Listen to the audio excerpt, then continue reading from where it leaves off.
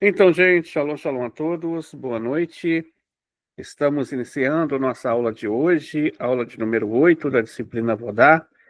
Essa semana nós teremos a aula de número 8, a aula de número 9 amanhã e a aula de número 10 na quinta-feira, tudo bem? Todos 8h15 da noite. Então, vamos começar a nossa aula de número 8 e nós estamos começando agora a entrar em algumas ramificações. E essas ramificações, elas vão lidar exatamente com o seguinte ponto, com as proibições que são mais ligadas àquilo que geralmente as pessoas vão chamar de ocultismo, né? Esse tipo de ocultismo em si, esse tipo ela envolve também o conceito de idolatria. Por quê? Porque, de acordo com a Torá, o conceito de idolatria não significa propriamente dizer o seguinte: esse nível de idolatria não significa propriamente dizer que essa idolatria é somente uma adoração de ídolos. Não. Mas a idolatria também é qualquer tipo de serviço estranho.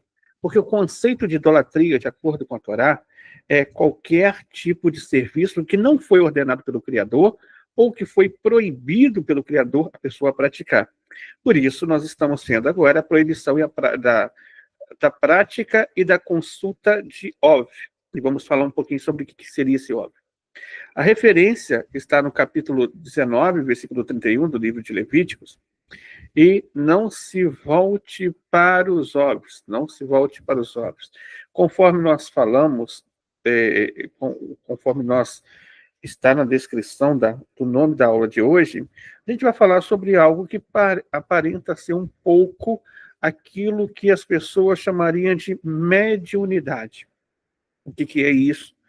E como que isso pode se tornar uma transgressão em si, né? Todo tipo de mediunidade é uma transgressão, sim ou não? Vamos ver um pouquinho sobre isso.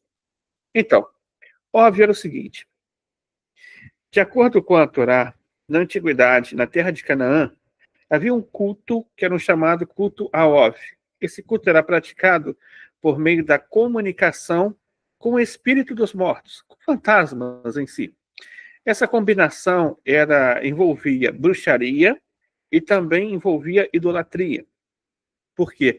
Porque o procedimento era feito de uma forma que envolvia a queima de incenso, agitar um galho de murta e sussurrar encantamentos.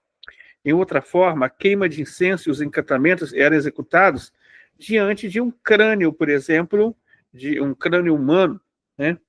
Ou seja, o crânio daquela pessoa que você queria invocar. E ali, depois de um tempo, se ouvia uma voz baixa, que podia ser ouvida aparentemente emanando debaixo da axila do sacerdote, e respondia então as perguntas feitas a eles. Algumas fontes dos rabinos, por exemplo, de escrituras rabínicas, eles vão dizer que parece que sugerir que o ritual de Ov envolvia também a malandragem do ventríloco em si. Então, algumas versões dessa idolatria, ela ainda pode ser encontrada nos dias de hoje. O praticante de Ov, ele estaria sujeito à pena capital, porque envolvia praticamente um rito, um culto em si, de forças ocultas. Enquanto que... Pode ligar ali para mim.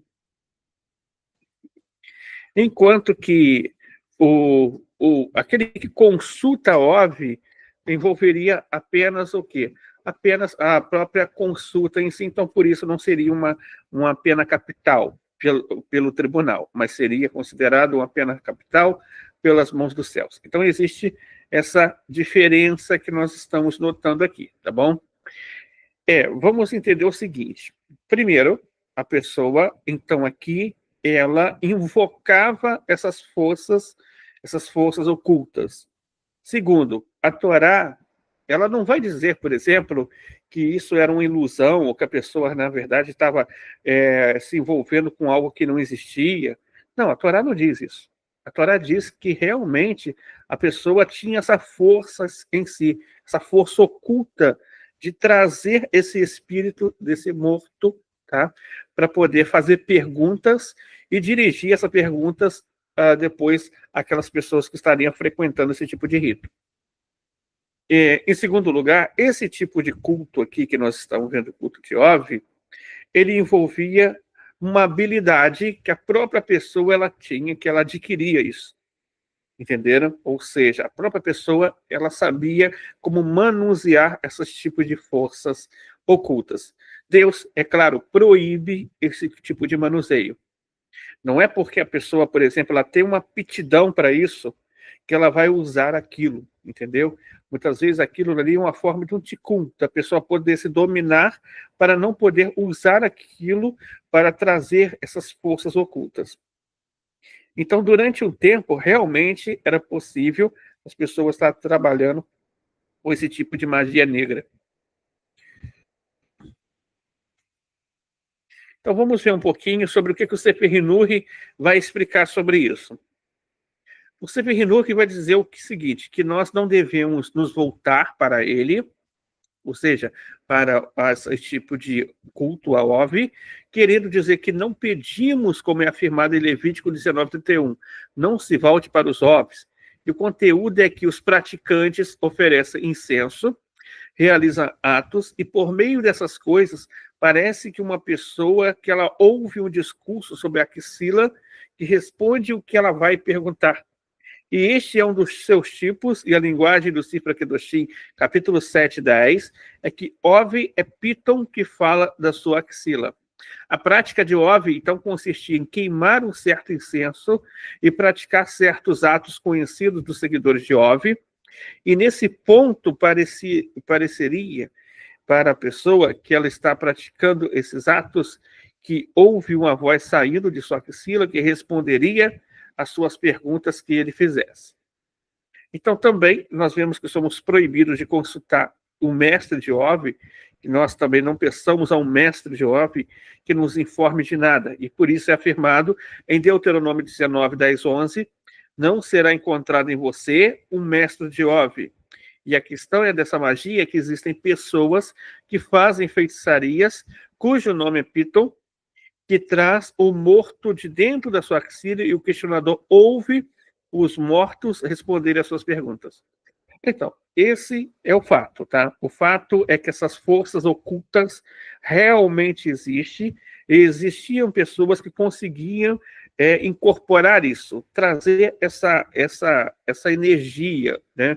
Ou seja, manipular essas forças para poderem usar. E existiam dois procedimentos que são proibidos a esse respeito. Esses procedimentos, primeiro, é proibido para o condutor, aquela pessoa que invoca isso é proibido, tá? E é proibida para aquelas pessoas que somente consulta aquele que invoca.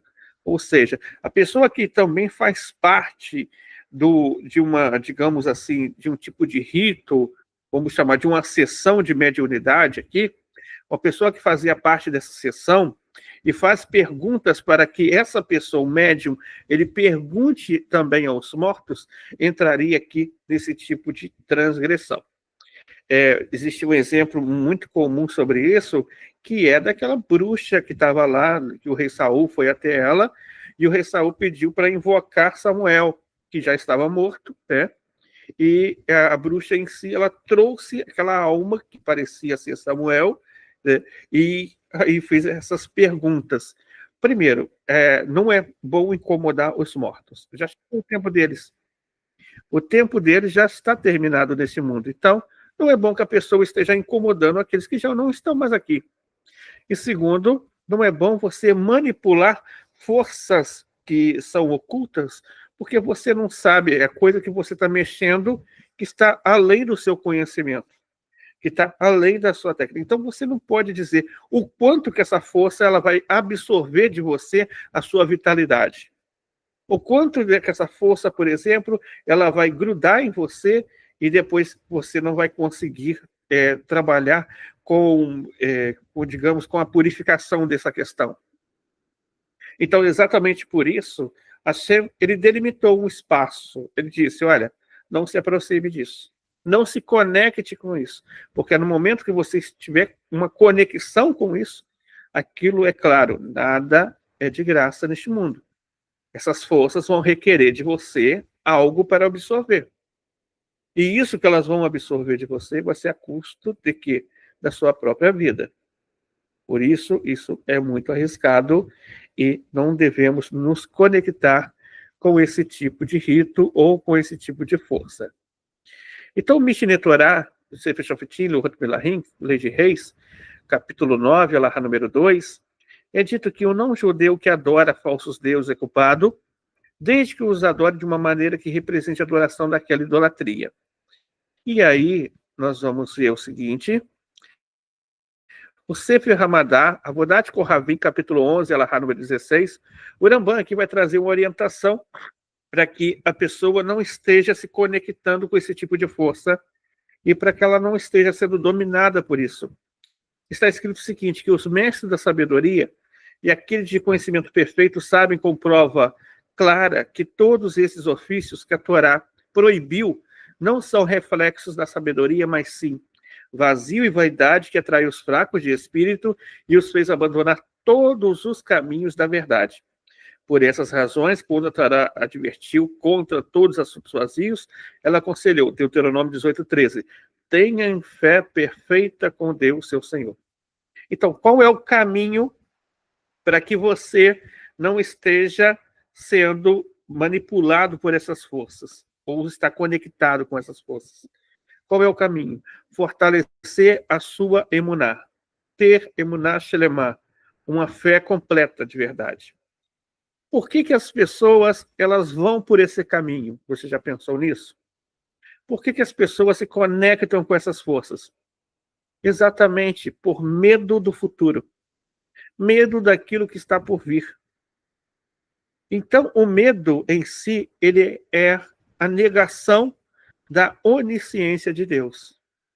Porque quando você acredita que Hashem é onisciente e que tudo o que Hashem faz é para o seu bem, você não precisa se conectar com essas forças para saber o futuro, o que vai acontecer, o que vai melhorar, o que vai piorar. Você está seguro em Hashem. Você está firme ali. Você está conectado com o seu Criador. Então, com isso, você não precisa ter dúvida sobre este ponto. A dúvida nada mais é que a negação que Hashem controlaria o seu destino. Então, uma pessoa que duvida, né? Duvida, ela está fazendo praticamente a mesma ação aqui.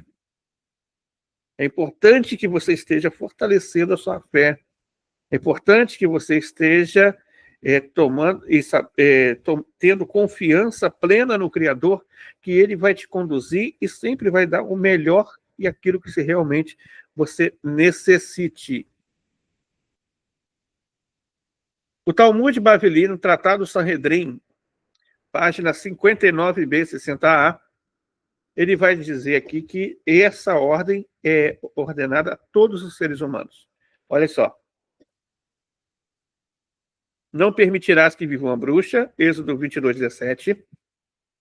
Está escrito no seguinte versículo, quem se deitar com o animal será morto, Êxodo 22:18. É derivado daqui qualquer um que está incluído na proibição de quem se deitar com um animal, incluindo gentios, está incluído no comando, você não deve permitir que uma bruxa viva. Então, daqui nós aprendemos que essa proibição de evitar qualquer tipo de bruxaria, e a mediunidade é um tipo de bruxaria, é algo que é ordenado a todos os seres humanos.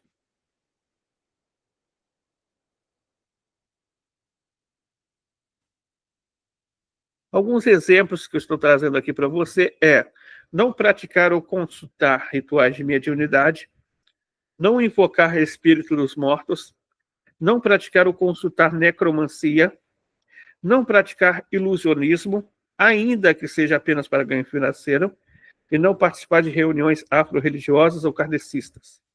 Então, isso daqui vai te ajudar a manter longe desse tipo de conexão aqui errada, tá bom? Vamos, então, estar abrindo agora para perguntas. São 8h34. Até 8h40 eu estarei respondendo as perguntas.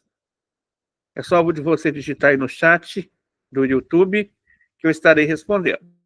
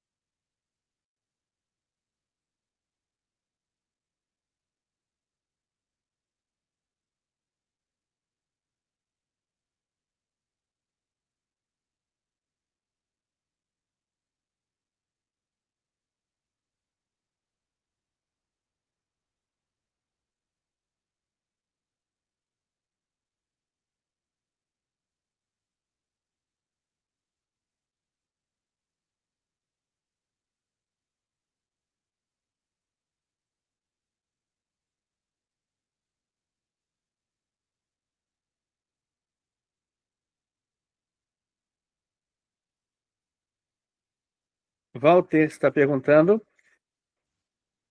mágica é considerada idolatria? Walter, é o seguinte, a mágica, apesar de ser algo muito relacionado hoje ao entretenimento, no entanto, ela de início, tá? Lá atrás, ela era executada por quem? Pelos magos, que eram ligados à feitiçaria, esses magos. E realmente eles manipulavam coisas mesmo. Hoje é só ilusionismo, mas naquela época eles manipulavam muitas coisas realmente que eram negativas. Hoje é mais ilusionismo. No entanto, tá? Mesmo o ilusionismo é algo que lida com engano, né? O engano dos olhos. Então, nós orientamos as pessoas que não estejam muito envolvidas nessas práticas.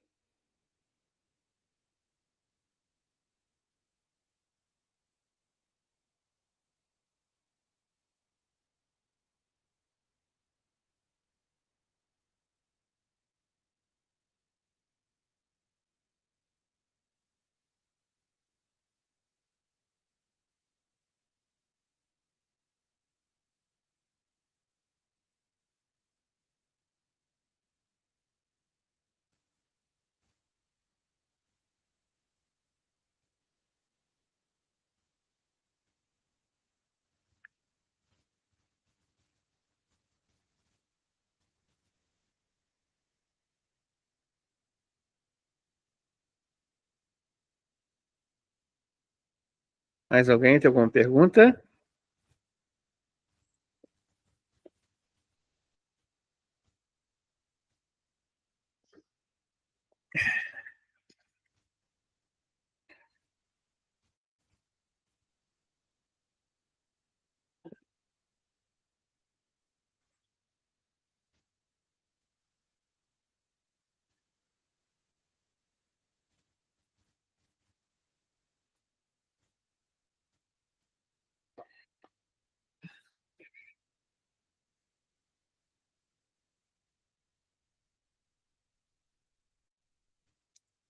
Que a gente dê muitas bênçãos, Regina.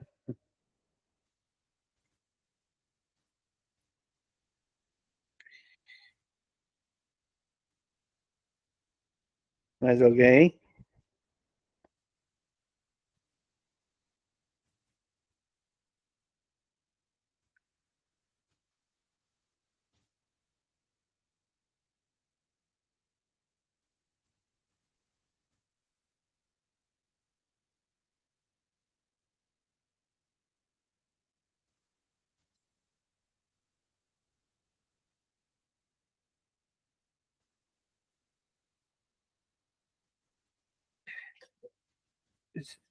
Shalom.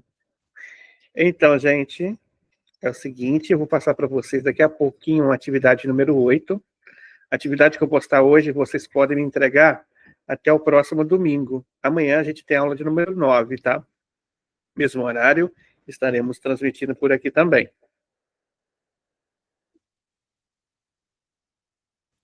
Que a Shem possa dar muitas bênçãos a todos vocês. Uma ótima noite. Shalom, shalom a todos.